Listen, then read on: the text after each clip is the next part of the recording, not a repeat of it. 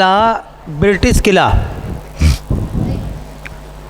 या यूँ कहें कि भारत में अंग्रेज़ों ने पहला किला कहाँ बनाया था?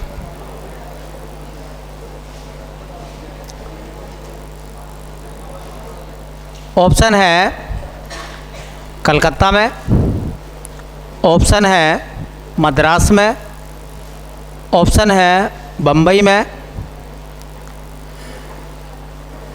ऑप्शन है सूरत में।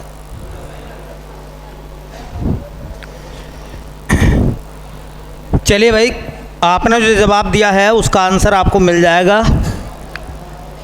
हेडिंग का नाम बनाना है फोर्ट सेंट जॉर्ज। अब फोर्ट माने होता किला, जिसके नाम पर बना था उनका नाम था सेंट जॉर्ज।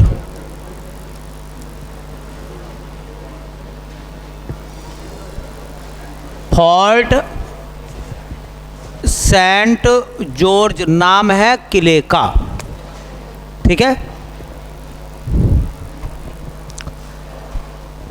इस किले का निर्माण जो हुआ था, इसको बनाया गया था 1644 में। फोर्ट सेंट जॉर्ज किला जो बना था वो कब बना था? 1644 में बनाया गया था। जिसने उसको बनवाया था उनका नाम था फ्रांसिस डे।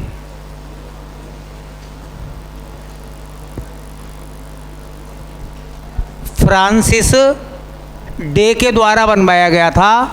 और ये फ्रांसिस डे कौन थे? एक अंग्रेज अधिकारी थे। कोर्ट के एग्जामों में ऐसे ही सवाल आते हैं। इतना पूछ लेगा कि बताओ सेंट जॉर्ज किला कहाँ है। अब हम लाल किला पढ़ के गए, है ना, और उसने पूछ लिया कि सेंट जॉर्ज किला कहाँ है, तो जो हम लाल किला पढ़ के गए थे वो अचानक से काला हो गया, नहीं हो जाएगा। ये सब सवाल कोर्ट के ही हैं, समझ लो, ठीक है। तो थोड़ा सा जागरूक रहिए। 1644 में इसको बनाया गया था। ये कहाँ बना था, मेरा सवाल आपसे यही था। तो इस किले को बनाया गया था मद्रास में। कहाँ? और मद्रास को आज क्या कहते हैं? चेन्नई। तो ऑप्शन में मद्रास हो और मद्रास का ऑप्शन ना हो, चेन्नई हो, तो भी आप लगा सकते हैं। मद्रास या चेन्नई में ये किला जो था वो बनाया गया था। और इसके बारे में ये कहा जाता है, यह भारत में अंग्रेज़ों के द्वारा या अंग्रेज़ों द्वारा बनाया गया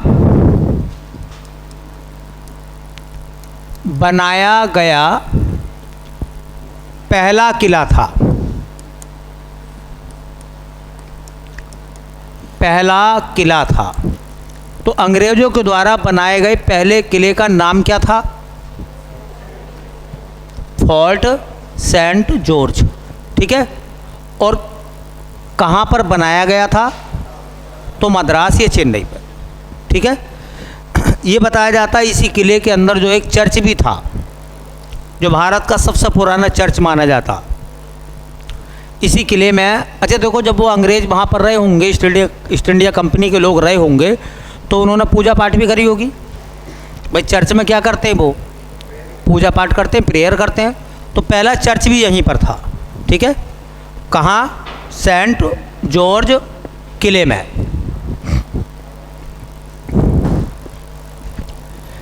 यूँ कह सकते हैं कि यहाँ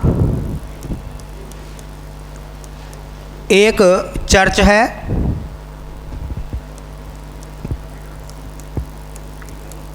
जो भारत का सबसे पुराना चर्च है, जो भारत का सबसे पुराना चर्च है?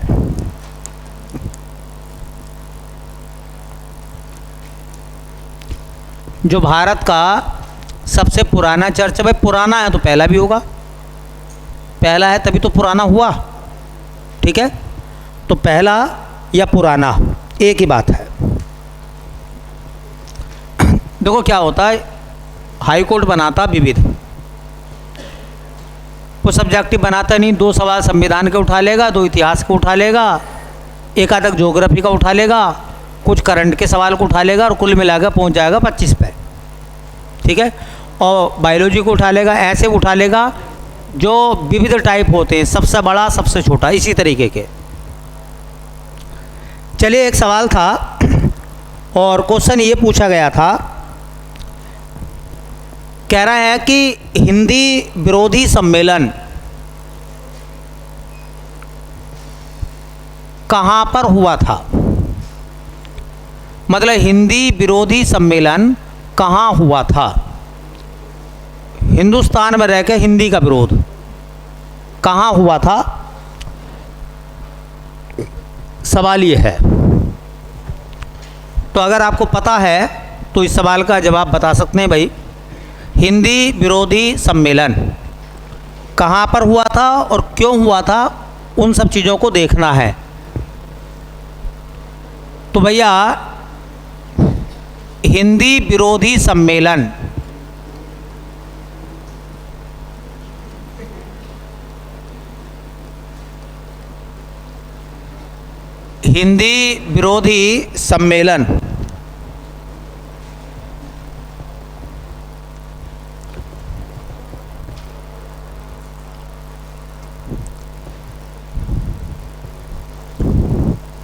तो हिंदी विरोधी सम्मेलन कब से कब तक चला था, इसका समय क्या था?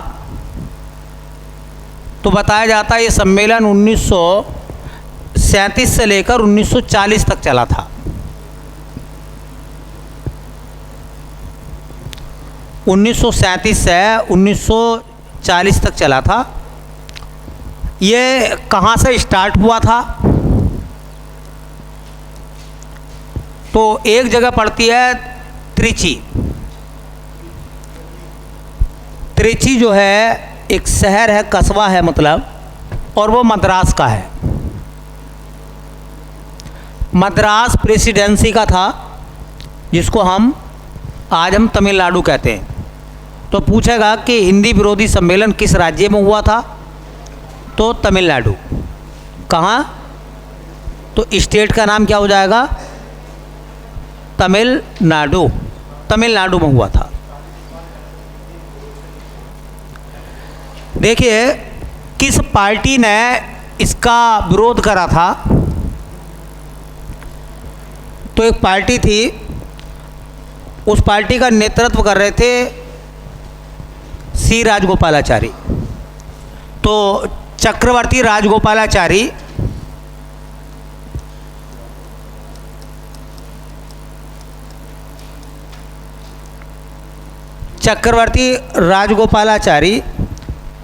के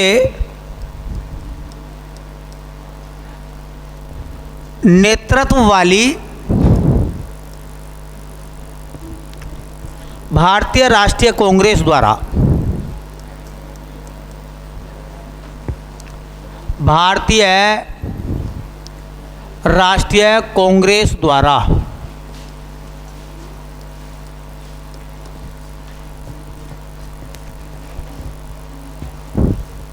अच्छा, सवाल यह है कि हिंदी का विरोध क्यों कर रहे थे? मेन रीजन क्या था? तो उसका कारण था मद्रास प्रेसिडेंसी के स्कूलों में, मद्रास प्रेसिडेंसी के स्कूलों में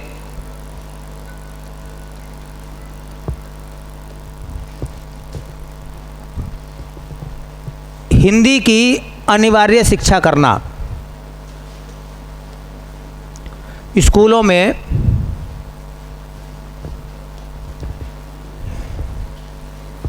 हिंदी शिक्षा को अनिवार्य करना,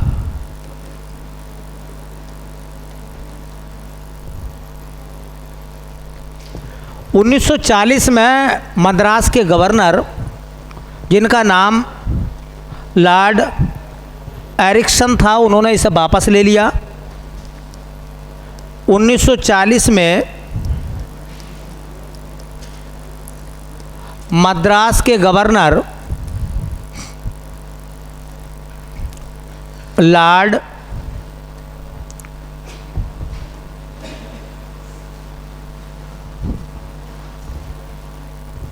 एरिक्सन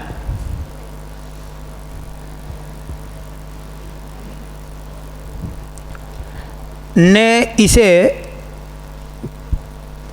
वापस लिया या वापस ले लिया, ये प्रावधान ख़त्म कर दिया, तब जाके आंदोलन ख़त्म हुआ। मामला क्या था, पहले आप नोट कर लो, 1 मिनट की चर्चा कर लेंगे और 1 मिनट की चर्चा में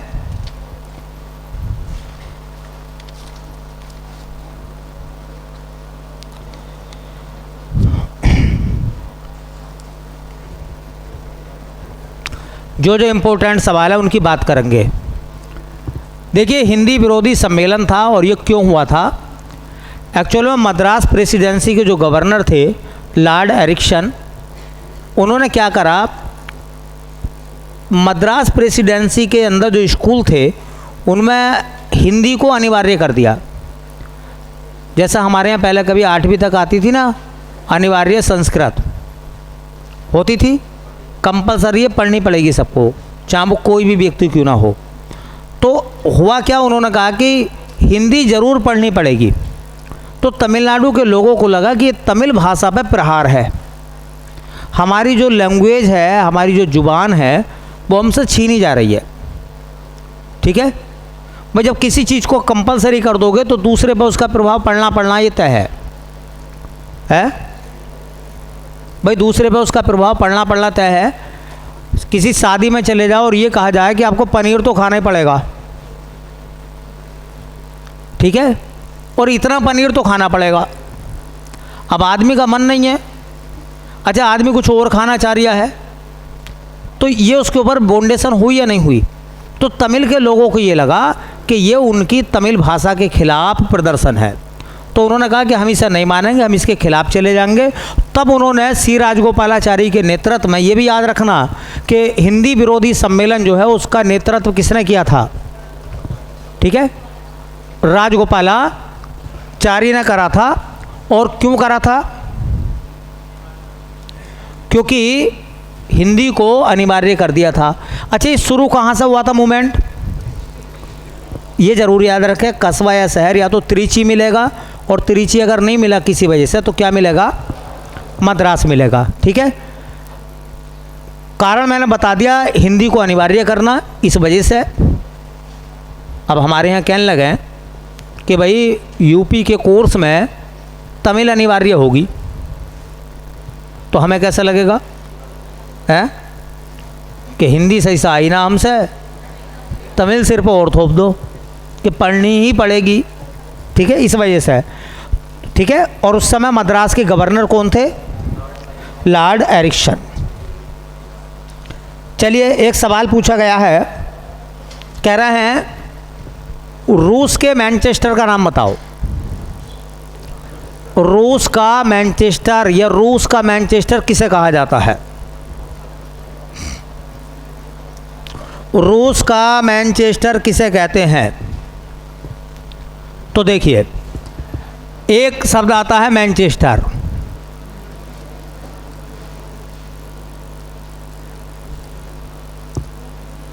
मैनचेस्टर जो है वो इंग्लैंड में है, अभी बताएंगे, इंग्लैंड में है मैनचेस्टर, वास्तविक मैनचेस्टर जो है वो इंग्लैंड में है। देखो, इसी से बनेगा जापान का मैनचेस्टर, जापान का मैनचेस्टर। तो जापान का मैनचेस्टर कहते हैं ओसाका। ओसाका जापान का एक शहर है। अच्छा, जापान जो है वो सबसे पूर्व में है, तभी तो उगते सूरज का देश कहते हैं। इसे पूर्व का मैनचेस्टर भी कहते हैं। ओसाका को क्या कहते हैं? पूरब का या पूर्व का मैनचेस्टर। सबसे पूर्व में यही मैनचेस्टर है। चलिए, एक नाम और सुना होगा आपने। ऐसे एक सवाल आता है, सवाल होता है चीन का मैनचेस्टर। चीन का मैनचेस्टर होता है बेटा संघाई, और संघाई चीन का सबसे बड़ा शहर भी है। एक होता है इटली का मैनचेस्टर। इटली का मैनचेस्टर, उसका नाम है सियाओ। सियाओ सियाओ कह देते हैं, या मिलान आ जाएगा, तो सियाओ याद रखें। और एक है रूस का मैनचेस्टर, जो हमसे पूछा था। हमसे सवाल पूछा था कि रूस का मैनचेस्टर कहाँ है। तो रूस का एक शहर है जिसका नाम है इवानोवो। इवानोवो को किसका मैनचेस्टर माना जाता भैया? इवानोवो कहाँ का मैनचेस्टर है? रूस का। ऐसे आता है भारत का मैनचेस्टर, ये तो पता ही होगा, अहमदाबाद। अहमदाबाद किस नदी के किनारे पर है? साबरमती। अहमदाबाद गुजरात में है और साबरमती नदी के किनारे पर है। ठीक है। अच्छा, एक सवाल आता है उत्तर भारत का मैनचेस्टर। उत्तर भारत का मैनचेस्टर क्या था भैया? बोलो। कानपुर। उत्तर भारत का, नॉर्थ इंडिया का कानपुर। और एक आता है दक्षिण भारत का मैनचेस्टर। दक्षिण भारत का मैनचेस्टर तो आता है कोयम्बटूर। कोयम्बटूर जो है वो कहाँ है? तमिलनाडु में। और कानपुर हमारे यूपी में है।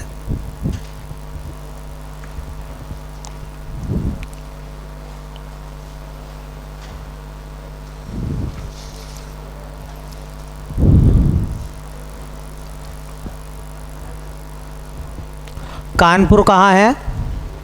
हमारे यूपी में। अब सुनना है एक बात, ये जो मैनचेस्टर है ना, ये ऐसे शहर होते थे जो फेमस होते थे किस काम के लिए? ये प्रसिद्ध थे सूती वस्त्र। ये सूती वस्त्रों के लिए फेमस थे। क्या हुआ, जब अंग्रेज भारत में आए तो वो हमारे यहाँ से कॉटन लेकर जाते थे। कॉटन मतलब कपास, मतलब रुई। ठीक है। और हैंडलूम का उन्होंने आविष्कार करा था। ठीक है। और हैंडलूम से धागा बनाया, धागे से उन्होंने कपड़ा बनाया मशीनों से, और फिर वो लाके भारत में बेचा। अच्छा, रुई हमारी, और उसके बाद में रुई सस्ती खरीदी, उससे कपड़ा बना के लेकर आए और महंगा करके बेच दिया। जापान ऐसे काम करता।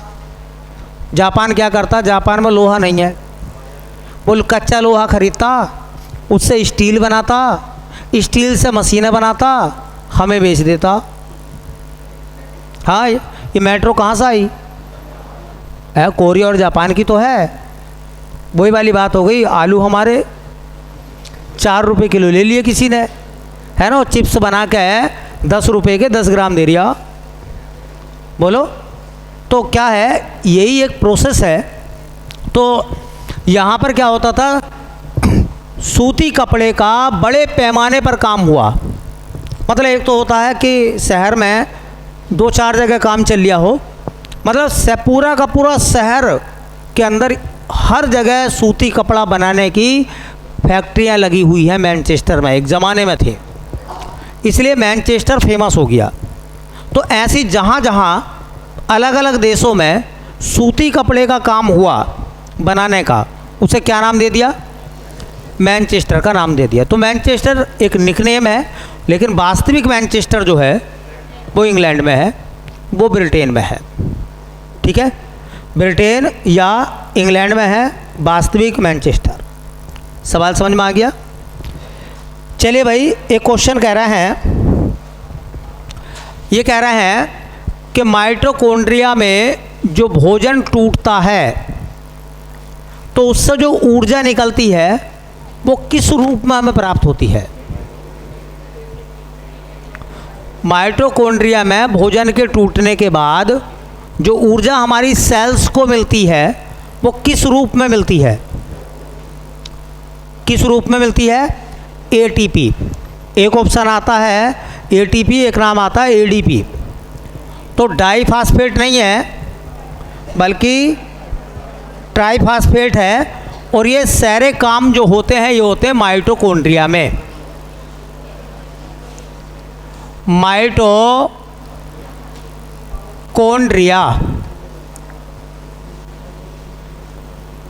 माइटोकॉन्ड्रिया।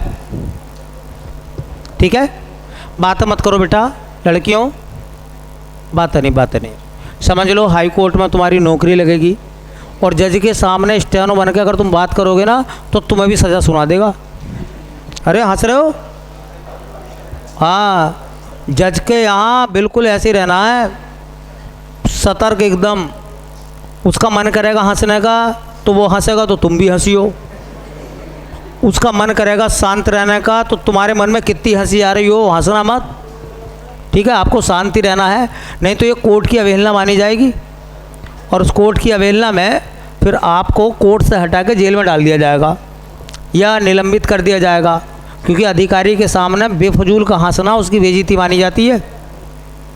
और अधिकारी मीटिंग ले रहा हो और उस समय आपस में भी अगर आप किसी भी गहन मुद्दे पर बात कर रहे हो आप, तो वो उसके आदेश की अवहेलना है। और तुम्हें पता है इस मामले में बाकी सब बकस देते हो, कोर्ट का जज नहीं बकसता। हाँ, तो वो जज जो है ना वो आपको लपेट ही लेगा, या फिर इतना सारा काम तुम्हें दे देगा कि दिन में भी फाइल, रात में भी फाइल, सुबह भी फाइल, शाम को भी फाइल, मतलब अच्छी खासी ज़िंदगी फाइल बन जाएगी। तो अब आदत डाल लो, क्योंकि ये तो तय बात है कि तुम लगने वाले हो अब। ठीक है, चलो भाई, तो बातें मत किया करो, बातें करोगे तो फिर नौकरी का हिस्सा दूर हो जाएगा। पहला सवाल है माइटोकॉन्ड्रिया। तो माइटोकॉन्ड्रिया के बारे में सबसे इम्पोर्टेंट ये है, यह जंतु कोशिका में पाई जाती है। यह जंतु कोशिका में पाई जाती है। इसका मतलब ये हो गया कि ये पादप कोशिका में नहीं पाई जाती। माइटोकॉन्ड्रिया केवल जंतु कोशिका में होती है, पादप कोशिका में नहीं होती। करेक्ट, पादप कोशिका में लवक होते हैं इसकी जगह, जिसे हम प्लास्टिड बोलते हैं। चलिए दूसरा सवाल यह है, देखो इसे कोशिका का शक्ति गृह या पावर हाउस कहते हैं।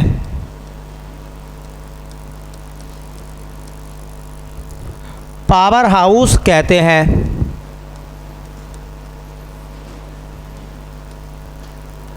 माइटोकॉन्ड्रिया की जो खोज थी वो करी थी भैया अल्बर्ट कोलिकर ने। अल्बर्ट कोलिकर ने इसकी खोज करी थी, लेकिन इसका जो नाम रखा था, इसका जो नामकरण किया था माइटोकॉन्ड्रिया, ये नाम जो दिया था ये कार्ल बेंडा ने दिया था। Karl Benda. तो कार्ल बेंडा ने इसका नामकरण करा था। कई सारे सवाल और भी बहुत अच्छे बनते हैं यहाँ से, मैं आपको बता दूँ। थोड़ा सुनना इस तरह से चीज़ों को, क्योंकि पता कुछ नहीं है कि क्या एग्ज़ाम में पूछा जाएगा। ये मान लो एक हिस्सा है, ये माइटोकॉन्ड्रिया का है। हालांकि अंडे की तरह होती है। कभी आप सोचने लगा कि भैया ये अंडे की तरह थी, तुमने इसकी आमलेट क्यों बना दी? तो ये अंडे की तरह ही है, लेकिन समझाने के लिए एक अंडे में कैसे समझाऊं मैं, तो मैंने ये मान लिया ये माइटोकॉन्ड्रिया है। लो जी, मैं लिखवा भी दूं, ये डाउट भी आपका दूर हो जाए। कभी पूछने लगा तो माइटोकॉन्ड्रिया का जो आकार होता है ना, वो अंडे के समान होता है, अंडे के समान। माइटोकॉन्ड्रिया में क्या होगा मैं आपको बताऊं। माइटोकॉन्ड्रिया के अंदर भी ब्लड सर्कुलेशन होता, खून घूमता है माइटोकॉन्ड्रिया में भी। अब माइटोकॉन्ड्रिया में क्या होगा मैं आपको बताऊं कि माइटोकॉन्ड्रिया के अंदर जो रक्त होगा, खून, उसमें दो चीज़ें मिली हुई होंगी रक्त में जो माइटोकॉन्ड्रिया में पहुंचेगा। एक तो होगा ग्लूकोज और एक होगा O2, ऑक्सीजन। ये दोनों अभी तो एक्टिव नहीं है, लेकिन जैसे माइटोकॉन्ड्रिया में पहुंचेंगे ये एक्टिव हो जाएंगे। और एक्टिव होने के बाद में एक तो बनेगा इसमें ऊर्जा और बनेगी CO2। अब ऊर्जा और CO2 दोनों बनी थी। CO2 को तो बाहर निकाल दिया माइटोकॉन्ड्रिया ने, ऊर्जा अपने पास रख ली अपने ज़िंदा रहने के लिए। और ये ऊर्जा जो प्राप्त होती है इसका रूप होता है ATP। तो माइटोकॉन्ड्रिया में ऊर्जा का जो उत्पादन होता है वो किस रूप में होता है, और ATP को कहते हैं हम एडिनोसिन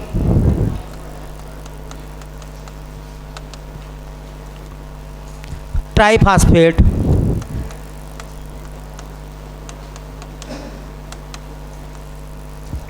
और याद रखें ये जो माइटोकॉन्ड्रिया है, मैं एक बात और लिखवा दूं, अगर कोई पूछेगा कि भोजन का जारण कहाँ होता है, भोजन का जारण। अब देखो जारण शब्द आपको समझ में नहीं आ रहा, चलो अभी समझ में आएगा, नहीं आ रहा तो ऐसा समझ में आएगा। जारण को कहते हैं दहन। भोजन कहाँ वर्ण होता है। अच्छा, अगर दहन भी समझ में ना आ रहा हो तो भोजन कहाँ टूटता है, ये शब्द होगा। और इसी को अंग्रेजी में कहते हैं ऑक्सीडेशन। भोजन का ऑक्सीकरण कहाँ होता है, तो ये भी थोड़ा सा सवाल सुन लेना। भोजन का जारण ज़्यादातर पूछता है, वो जारण का मतलब होता है ऑक्सीकरण। भोजन कहाँ टूटता है, भोजन का दहन कहाँ होता है, ठीक है, या ग्लूकोज का दहन कहाँ होता है, ग्लूकोज का जारण कहाँ होता है, ग्लूकोज से कोशिकाओं को ऊर्जा कहाँ से मिलती है, माइटोकॉन्ड्रिया से। इसलिए माइटोकॉन्ड्रिया जो है वो कोशिका का पावर हाउस है, शक्ति गृह है। चलिए अगला सवाल सुनो।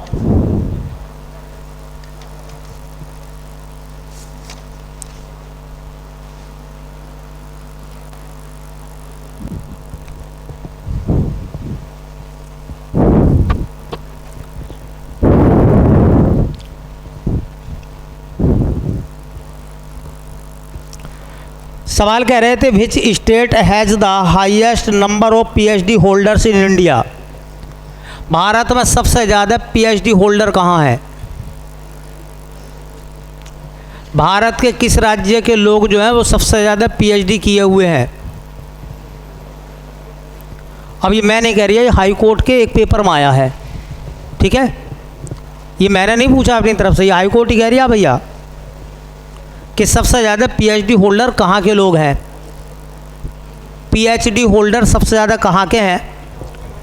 कह रहे हैं कर्नाटक, बिहार, बिहार के तो वहाँ खूब ही होंगे, तमिलनाडु, राजस्थान। बिहार में तो शिक्षा का रेशियो, बोलो परसेंटेज सबसे कम कहाँ है भारत में? बिहार में है ना सबसे कम साक्षरता दर, तो फिर PhD भी कम ही होंगे। फिर ऑप्शन है कर्नाटक, बिहार, तमिलनाडु और राजस्थान। अच्छा, गनीमत ये समझो कि केरल ना दिया है ना तो कूद के लगाते केरल, कि ये केरल तो ज़रूर होगा, पीएचडी होल्डर यहीं ज़्यादा होंगे। चलो लिख लेते हैं, एक बात छोटी सी है इसलिए हम भी छोटी सी बात लिख के काम ख़त्म करेंगे। भारत में सर्वाधिक पीएचडी धारक,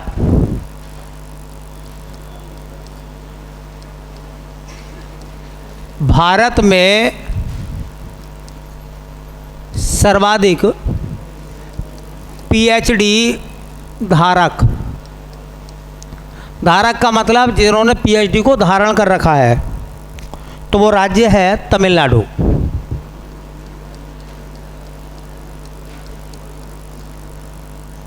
तमिलनाडु बताया जाता है जो 2024 के आंकड़ों के अनुसार सबसे ज़्यादा पीएचडी धारक हैं। कहाँ? तमिलनाडु में। ठीक है, अच्छा बताओ पीएचडी का पूरा नाम?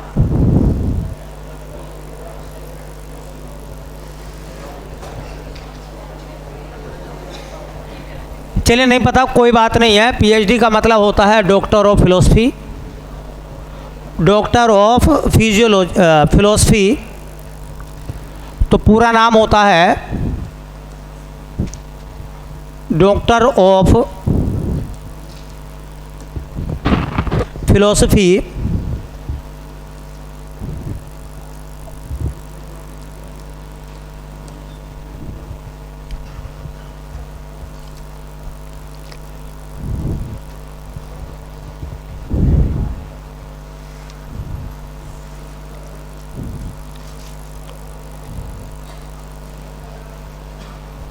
चलो भाई अगला सवाल सुनो। अगले सवाल में कह रहे थे, ये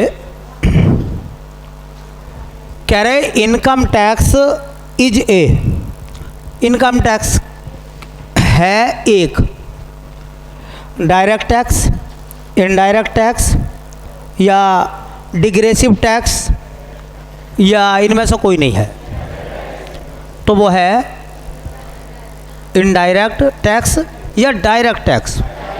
डायरेक्ट टैक्स, इसको ऐसा पढ़ो, इसको ऐसा पढ़ो, देखिए जो कर होते हैं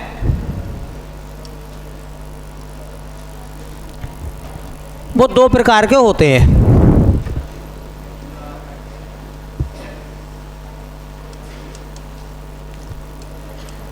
एक को कहते हैं प्रत्यक्ष कर,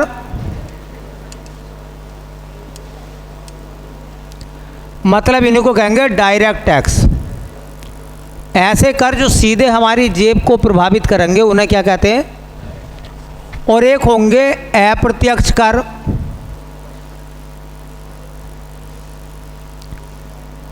क्या होगा कि जाएंगे तो हमारी जेब से लेकिन पता नहीं चलेगा कि टैक्स के रूप में जा रहे हैं। टैक्स दे हम ही रहे हैं, टैक्स देते हमें, लेकिन उसका इनडायरेक्ट टैक्स का पता नहीं चलता हमें। वो प्रभावित हमारी जेब को करते लेकिन सीधा नहीं करते। एकदम हमें नहीं लगा कि हम इस टैक्स को दे रहे हैं, हमें क्या पड़ा। बस में आते हो आप तो वो कहता है भाई साहब टिकट टिकट टिकट, वो टिकट लेता है कि ठाकुर द्वारे तक अगर आप आ रहे हो तो आपको टिकट के तौर पर वो आपसे पैसे लेगा 20 रुपये मान लो। अब तो वो टिकट पे पता ही नहीं चलता टिकट पे कुछ है भी लिखा हुआ नहीं भी है ना। कभी कभी तो कंडक्टर को ऐसा लगता है देख के, अब वो टिकट ही नहीं देता, ऐसे पैसे लेता, काले को ठाकुर द्वारे लाओ, ऐसा लगता है उगाई चल रही है। जबकि पहले टिकट आता था, उस टिकट पर हर चीज़ मेंशन होती थी, मेंशन होती थी कि कौन सी चीज़ जो है टैक्स के रूप में उसमें एडेड है। तो उसमें एक रोड टैक्स भी होता था, मान लो रोड टैक्स। अब रोड टैक्स कौन जमा करेगा? जो गाड़ी चलाएगा, गाड़ी वाला जब चलाएगा देगा, लेकिन गाड़ी वाला अपनी जेब से देगा क्या? सवारियों से लेगा। तो सवारियों से लेगा तो वो सवारियों से पैसे जब लेता टिकट कंडक्टर, तो वो क्या बताता कि भाई साहब देखो 7 रुपये तो हो गया तुम्हारा किराया गाड़ी में बैठ के जाने का, और 3 रुपये हो गया रोड टैक्स। क्या ऐसा बताता? नहीं बताता। इसका मतलब वो जो रोड टैक्स जारिया है वो हमारी जेब से रहा है, लेकिन 10 रुपये में वो पता नहीं चला हमें कि हमने इसमें रोड टैक्स भी दे दिया। जिन कॉपी किताबों का आप इस्तेमाल कर रहे हो, इन कंपनियों पर गवर्नमेंट टैक्स लगाती है, नहीं लगाती? तो वो कंपनियां टैक्स जमा करती हैं, तो क्या वो कंपनियां अपनी जेब से टैक्स दे रही हैं, ये इनमें जोड़ के दे रही हैं? बोलो। तो जब भी एमआरपी लिखी जाती है, एमआरपी जब भी नहीं लिखी जाती है, वो टोटल टैक्स प्लस लाभ दोनों को ऐड करके लिखी जाती है। तभी तो कहते हैं कि कोई भी व्यक्ति एमआरपी से ज़्यादा पैसे नहीं ले सकता। एमआरपी मैक्सिमम है, उसमें सारे टैक्स इंक्लूड हैं, उसमें लाभांश भी इंक्लूड है, वो मैक्सिमम है। तो इसलिए प्रत्यक्ष कर और अप्रत्यक्ष कर। अच्छा, जो प्रत्यक्ष कर हैं ये भी दो प्रकार के हैं। एक होते हैं भैया, हाँ, केंद्र के, जो सेंट्रल गवर्नमेंट लेती है, और एक होते हैं राज्य के। बस एक दो नाम लिख कर काम चलाएंगे। देखो भैया, जो आयकर है, आयकर मतलब इनकम टैक्स, वो पहली बात आपको जमा करना है, प्रत्यक्ष कर है। और वो जो प्रत्यक्ष कर है वो सेंट्रल गवर्नमेंट के अंडर में है। आयकर को कौन लेता है? Central government. एक होता है निगम कर, कंपनियों के लाभांश पर लगता है निगम कर, वो भी केंद्र का है और प्रत्यक्ष है। एक होता है संपत्ति कर, वो केंद्र का है और प्रत्यक्ष है। ऐसे एक होता है ब्याज कर। ब्याज कर, अगर तुमने किसी को ब्याज पे पैसे दिए हैं तो उस ब्याज पे आपको टैक्स देना पड़ेगा, वो ब्याज कर कहलाता है। ऐसे एक होता है उपहार कर। और ये सभी प्रकार के कर जो हैं वो डायरेक्ट हैं, और ये सबके सब जो हैं वो सेंट्रल गवर्नमेंट को दिए जाते हैं, ये सेंट्रल गवर्नमेंट इनको लेती है। राज्य के प्रत्यक्ष कर कौन से हैं? जैसा भू राजस्व। भू राजस्व एक दौर में इसको लगान कहते थे, स्टेट लेता था उनको। बोलो। ऐसी एक आता है पथ कर। पथ कर मतलब टोल टैक्स। टोल टैक्स जो रोड पे नहीं लिया जाता। अब तुम गाड़ी चला रहे हो, कार चला रहे हो, तुम ही दोगे, हम क्यों दोगे? जो कार चलाएगा वो देगा, जो कार का मालिक है वो देगा। ठीक है? तो कुछ कारें मान लो पैसेंजर्स के रूप में काम कर रही हैं, परिवहन के रूप में काम कर रही हैं, कुछ पर्सनल हैं। ठीक है? एक ऐसी होता है इसी में कृषि आय पर कर।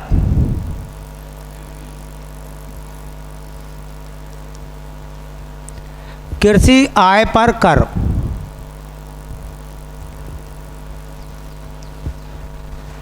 चलिए, अप्रत्यक्ष कर भी दो प्रकार के होंगे फिर, एक केंद्र वाला और एक राज्य वाला। केंद्र वाला आता है जैसा सेवा कर, जैसे एक आता है सीमा शुल्क,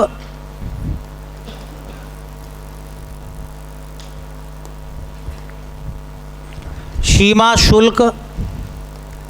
जैसे बेटा एक नाम आता है CGST। अब तो ज़्यादातर टैक्सों की जगह CGST आ गया, नहीं आ गया? राज्य के करों की बात करें तो स्टाम्प शुल्क जो होता है वो इसी में आता है ना? पेट्रोल और डीजल की बिक्री कर, पेट्रोल या डीजल पर बिक्री कर, ये इसी में लागू होगा। और एक नाम आता है बेटा SGST। तो यहाँ तो GST पढ़ लो, यही बहुत है।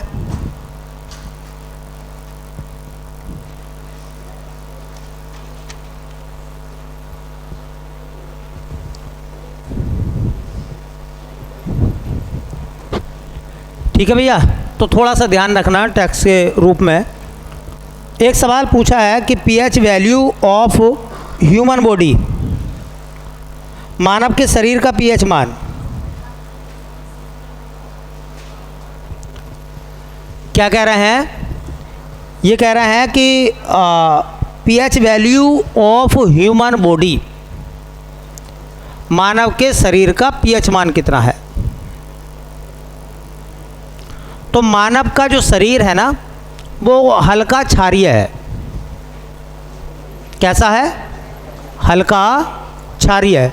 तो कह रहे हैं उसका पीएच मान कितना होगा। तो उसका जो पीएच मान है ह्यूमन बॉडी का वो लगभग 7 से 7.5। देखिए पीएच मान, तो पीएच मान का एक पैमाना है। पैमाना क्या है? उस पैमाने पर कितने अंक होते हैं भैया? बोलो। 14 अंक होते हैं ना। तो 14 अंक होते हैं, तो बीच में क्या आ जाएगा? इधर कितना हो जाएगा और इधर बोलो 0। तो 0 से, सुन लो, 0 से अगर 7 की तरफ बढ़ेंगे, ऐसा जाएंगे इधर को, 7 की तरफ बढ़ेंगे तो अम्लता बढ़ती है। अम्लता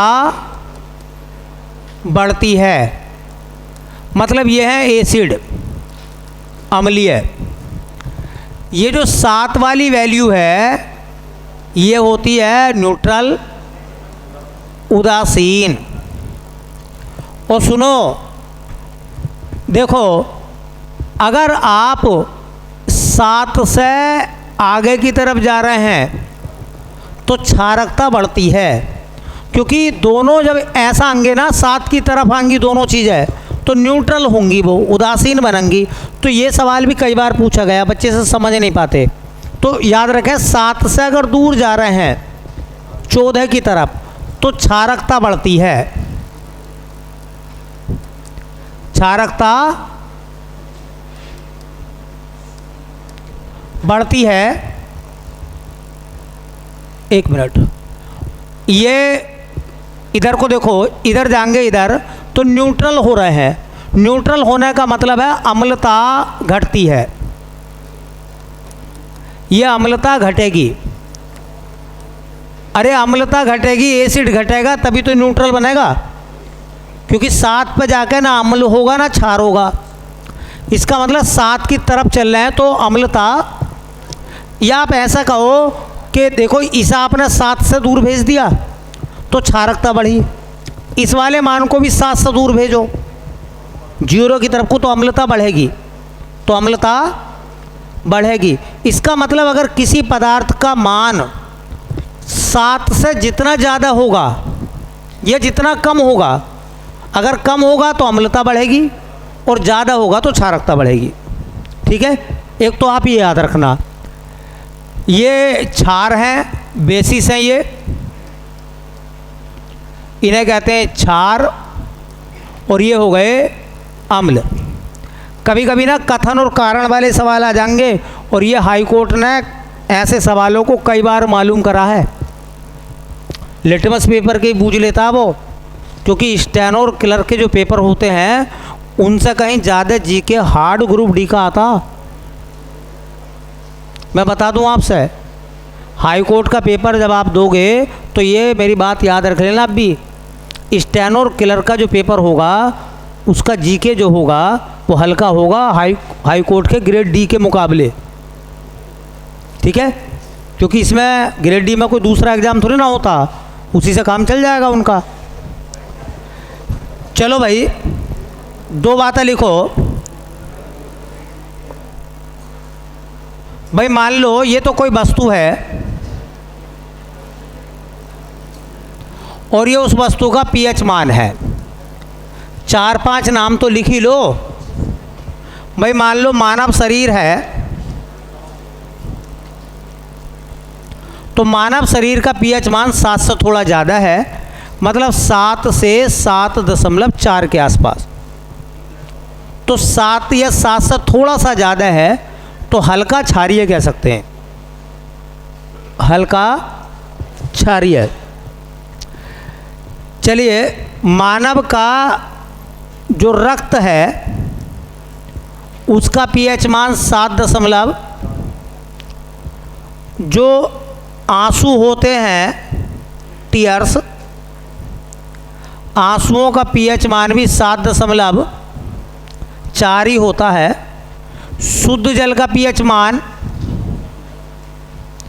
शुद्ध जल प्योर वाटर का 7, मतलब उदासीन, न अम्लीय न क्षारीय। समुद्री जल का, समुद्री जल का 8 दशमलव, हाँ 5 कह दो या 4 कह दो, एक ही बात है। 8.4 कह दो या 5 कह दो, कोई इतनी बड़ी दिक्कत नहीं होगी। यह अम्लीय वर्षा के जल का पीएच मान है, समुद्री जल का। और अम्लीय वर्षा का जल, अम्लीय वर्षा का जल है तो उसका पीएच मान 5.6, मतलब 5.6 है। इसका मतलब 7 से कम है तो अम्लीय है, ये 7 से ज़्यादा है तो क्षारीय है। तो समुद्र का जल जो होता है वो कैसा होता भैया, वो क्षारीय होता है।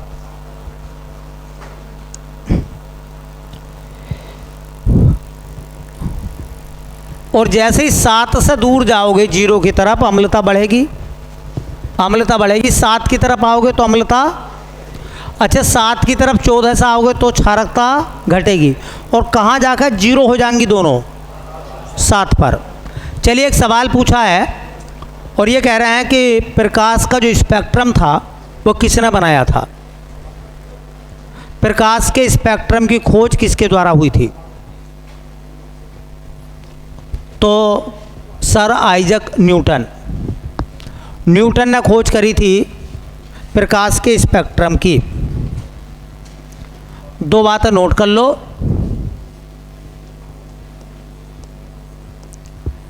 प्रकाश का स्पेक्ट्रम,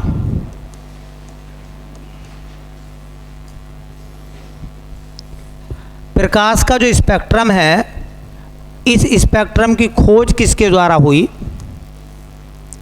तो न्यूटन। प्रकाश के स्पेक्ट्रम को किसने खोजा? न्यूटन ने। अच्छा, प्रकाश के स्पेक्ट्रम में कुल रंग कितने होते हैं? तो कुल रंग होते हैं भैया 7, ये भी याद होगा आपको। कुल रंग होते हैं 7। 7 रंग कौन कौन से होते हैं स्पेक्ट्रम में? BIB, GOR। अच्छा, साइंस में प्रकाश वाले चैप्टर में इसके अलावा हमें कुछ याद थोड़ी रहा है, हमें इसके अलावा कुछ भी याद नहीं है कि यही याद हुआ है। कक्षा 9 में होश आ गया था कि साइंस पढ़ रहे हैं हम। 8वीं तक तो ये पता ना चला कि साइंस पढ़ रहे हैं। 8वीं के बाद 9वीं में गए तो लगा साइंस पढ़ रहे हैं हम, ठीक है। और 9वीं से लेकर BSc करके यहाँ बैठे हैं आकर, तो प्रकाश वाले चैप्टर में मैक्सिमम ज़्यादातर बच्चों को यही बात याद होगी, ठीक है, कि BIB, GOR में क्या होता है। तो B से हिंदी में नाम लिखेंगे, I से आसमानी, नीला, हरा, पीला, नारंगी और बाद में रेड हो जाएगा लाल। बातें तो यहाँ बताने की बहुत सारी थी, लेकिन क्या है कि अब फिर किसी दिन और देखेंगे।